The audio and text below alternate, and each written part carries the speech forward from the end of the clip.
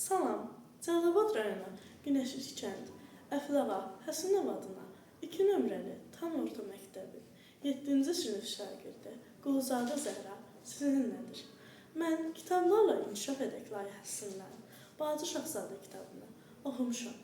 İlk öncə mən kitabın müəllifindən biraz danışmaq istəyirəm. Kitabın müəllifi Antoine de Saint-Exupéry 1900 ildə Fransanın Lyon əyalətində anadan olmuşdur. 1908-ci ildə Qardaşlar Məktəbində təhsilinə başlayıb, daha sonra bir çox təhsil müəssisələrində təhsilini davam etdirmişdir.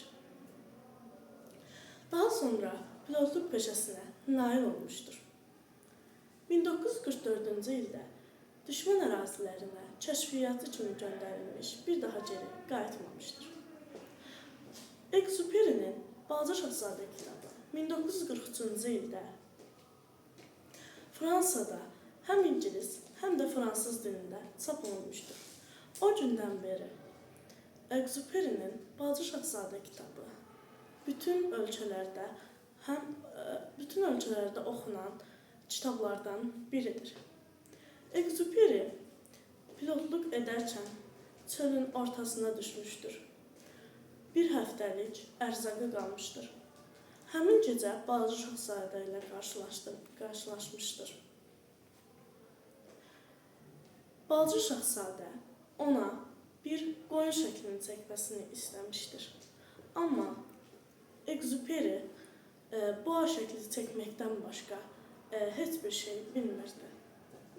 Ona görə də ona balaca bir kasa şəkli çəkib vermişdi. Və demişdi ki, bu kasanın içində sənin balaca qoyunun var. Mən daha sonra ona kəmər də çəkəcəyim. Exupéry o gündən sonra təyyarəsini düzəltməyə çalışmışdır. Amma hələ ki, o bacara bilməmişdir. Bir həftə keçdikdən sonra onun bütün ərzaqları və suyu bitmişdir. Yəni, kitabın müəllifinin, Exupéry'nin bizə anlatmaq istədiyi odur ki, insanların, valideynlərin bizə nə deyib deməməyinə baxmayaraq, hər kəs öz xəyallarının ardınca getməlidir. Balaca Şahzadə nədir?